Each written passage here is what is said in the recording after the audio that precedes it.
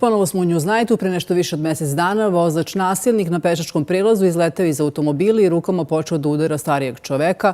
Ovog leta čovek star 36 godina šetao je u Beogradu sa suprugom i bebom u kolicima kada ga je napao vozač automobila koji je pokušao da se parkira.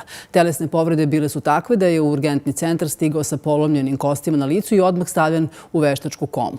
A danas je u saobraćaju napadnut i član udruženja Krokodil. Milan se nalazi trenutno na urgentnom centru.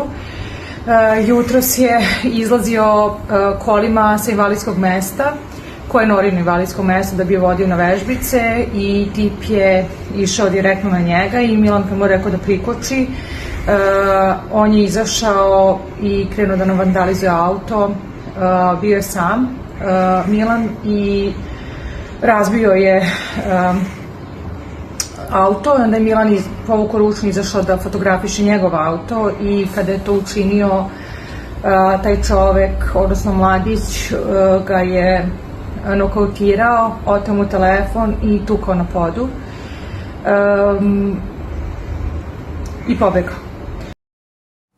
Naša gošća je Milena Berić, izvršna direktorka udruženja Krokodil. Da dam pojašnjenje. Dobroveče, prvo hvala vam puno što ste ovde. Dobroveče. A pre toga da dam pojašnjenje da smo videli vašu objavu na Instagram nalogu udruženja Krokodil, gde vi tražite pomoć u pronalasku čoveka koji je napao vašeg prijatelja i člana udruženja Krokodil. Dakle, kako se sada osjeća Milan? Da li se iko javio iz policije? Da li imate ikakve informacije u vezi sa tim? Da li su krenuli u potragu za njim? Milan je dobro. On je pola dana proveo na urgentnom centru. Dobio je izveštaj, snimali su ga, onda je ponovo otišao da da izjavu u stanicu policije. Informacija koju je uspeo da dobije posle višečasovnog razgovora jeste da se auto vodi na žensku osobu. Tako da to nešto znači. Ja verujem da će policija, mi smo alarmirali sve kontakte koje smo imali u želji da se što pre pronađe identitet osobe kako bi Milan postupio s advokatom, kako bi ga tužio po privatnoj osnovi. I evo, mi i dalje ne znamo, trebalo bi valjda da dostave tužilaštvu. Ali verujete li da će biti istrajni u tome da pronađu počinioca? Znate šta, naše iskustvo, ja moram da kažem da u direktnom kontaktu sa različitim službama, mi smo u poslednje 2,5 godine zaista u kontaktu sa različitim službama koje makar prividno žele da imamo dojam da rade svoj posao. Govorimo o Ministarstvu unutrašnjih poslova, o Upravi za javni red i mir, o BI takođe. To su sve ljudi sa koji su nas kontaktirali ili smo mi slali zahteve. Ja želim da podsjetim da smo mi pre mesec i po dana imali upad ruskih ili beloruskih državljana u naše prostorije dok su zaposleni bili tu. Zastrašivanje, kao što znate. Evo, do dan danas mi nemamo informaciju ko je to počinio. Naš prostor je više puta bio vandalizovan. To takođe znate. Ne zna se desetina puta. Ni jedan jedini put se nije desilo da mi znamo počinioce i da možemo bilo šta dalje da uradimo što zakon i u ostalom nalaže, a Ustav nam garantuje određena prava. Dakle, mi govorimo o desetinama slučajeva koji su prijavljeni i procesuirani. Činjenica je da predstavnici vlasti i svih ovih službi dođu i potrude se da u komunikaciji sa nama pokažu da oni rade svoj posao.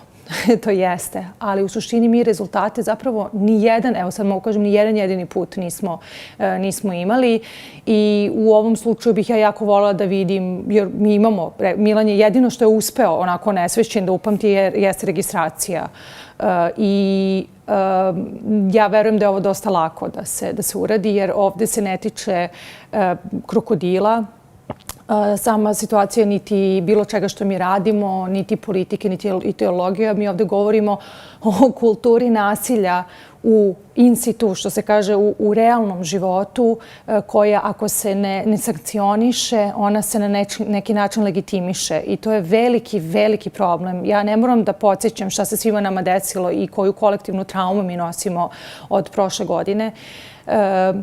I ja također moram da kažem da, nažalost, država, iako su pokušali neke male ušminkane stvari da urade s nekim platformama i tako dalje. Ne postoji strateško rješavanje problema nasilja koje pre svega se tiče i medija, reality programa, pa sve do narativa kako, na koji način se javne ličnosti obraćaju ljudima, političari. Dakle, smatram da je jako važno da država sistemski i strateški se suoči sa ovim problemom, a također ja želim da kažem da kultura nasilja nije nešto što postoji posljednjih godinu, 2-3 dana.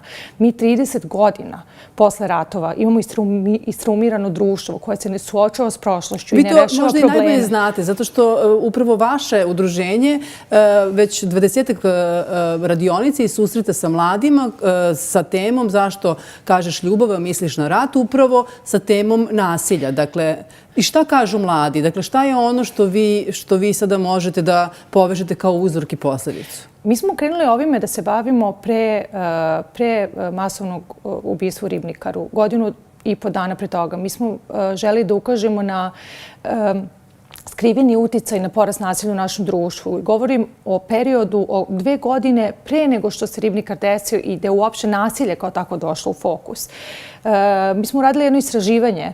Kako ne bi to bilo, evo ja sad mislim da je to tako, zašto ja ako mislim da, evo malo pre smo razgovarali, ako ja smatram da dete ne treba tući, neko smatra da šta je ispravno. Dakle, mi smo uradili jedno istraživanje koje mapira uopšte dovodi do pojma, tako da kažem, kultura nasilja, šta je to, koji su njeni koreni, odakle vuku i tako dalje, može da se pogleda na Krokodil RS. Mi smo umjesto, sad kako se Ribnikar desio i tako dalje, to je trebalo da bude serija trebalo da bude zapravo 20 serija promotivnih događaja u 22 grada gdje bismo mi pričali o istraživanju koje smo radili. Zbog svega što nam se izdešavalo posljednjih godinu dana, te promotivne aktivnosti su zapravo pretvorile u radionice sa mladima u kojima mi jednostavno smo izašli iz svojih kapaciteta. Da razumete, deca su dolazila u broju u kojem mi nismo očekivali da ćemo moći uopšte mlade da okupimo. I šta kažu? U istraživanju kod fokus grupe koja se ticala mladih, mi smo vidjeli da nasilje, na primjer, pogotovo nasilje putem poruka mržnje na zidovima je njima status quo. Je nešto što je tako i nepromenljivo. Dakle, za vrijeme istraživanja. To i na terenu vidimo da je tako. Ali kad mi krenemo da pričamo o tome, vi vidite da oni ipak smatraju da tu nešto nije u redu i u razgovoru mi uspevamo da promenimo njihov ugao između toga da dovodimo u vezu šta je to što se dešava i šta je to neprijatno i šta je to nasilje. Dovodimo u direktnu vezu sa njihovim iskustvom. Ajde tako da kažem. I onda oni kažu, pa da, vidiš, to možda nije to. Znači, mi uspevamo sa mladima iz toga da je njima nasilje status quo, nešto što je tako, nešto čim oni žive 15 ili 16 godina. Mi uspevamo da ih pomerimo, da oni uopšte za početak promišljaju šta možda nije u redu sa tim, da se obraćaš na određeni način, da neko krene da te bija, da ti treba da se izmakneš. Šta to sad znači? Evo samo to sam da vam kažem. I mi, ono što je nama najvažnije, jeste da mladi ljudi prepoznaju svoja prava i svoje obaveze i na koji način oni mogu da koriste institucije ili da zagovaraju određene, da imaju poverenje da ako oni kažu ljudi ovo je nasilje, da oni imaju svako pravo da zastupaju to, bilo u svojoj opštini, bilo putem koristeći različite mehanizme. Eto, to je ono... Da li to onda znači ako vi u toj jednoj radionici od početka, od status quo je i to je nešto što je uobičajeno, dođete razgovorom do toga, pa to ipak nije uobičajeno, da li to onda znači da se sa mladima ne razgovara? Apsolutno. Apsolutno. Problem je, jedan od izazova jeste također što mladi primaju neka istraživanja, sad opet koje smo koristili da bismo izgradili i ovo naše, ukazuju, mi svi imamo predrasud da mladi provode vreme na društvenim mrežama i da oni vrednostne sisteme, sve to šta je cool, šta nije cool, oni dobijaju sa društvenih mreža. Ovo naše istraživanje pokazalo da je porodica ta gdje oni prikupljaju sve vrednostne sisteme koji ih oblikuju, a da je ta sekundarna socijalizacija društvo, bilo to u školi, bilo putem društvenih mreža ili televizije, daleko iza. Dakle, kod kuće oni primaju informacije šta je to prihvatljivo, šta nije i određene vrednostne sisteme. I vratit ću se na ono što sam pričala o roditeljstvu. Mislim da tu dolazimo do glavnih odgovora. Dakle, nije rješenje biti decu, malu decu, toddlere. Evo sada glavna tema sa kim god razgovaramo. Roditelji dece 4, 5 i 6 godina otprilike. Priča se kad su pale prve batine i kako su batine isto normalnost danas u Srbiji. Dakle, ja sam i u ovom videu koji ste pustili na kraju rekla također da ako bijete danas svoju decu, vaša deca će upravo, ona nisu kriva. Ona će misliti da su batine poželjan način za rješavanje određene situacije ili bilo čega ako nije po njihovom. Dakle, ovaj momak danas, Milan se nije vratio na parking mesto, nego želeo da isparkira do kraja. On je izašao i pretukao ga.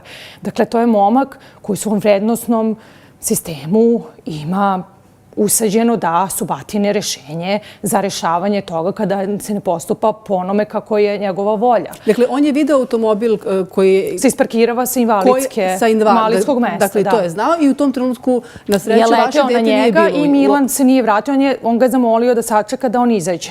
I kako ga je Milan zamolio da sačeka da izađe sa invalidskog mesta, je došao i rasturio je 2 brave i retrovizori i počeo da čupa retrovizor. I to je nešto čemu svedočimo. Evo, ja sam navela u najavi nekoliko takvih slučajeva. Dramatični, malo manje dramatični, ali svakako apsolutno uznemiravajući.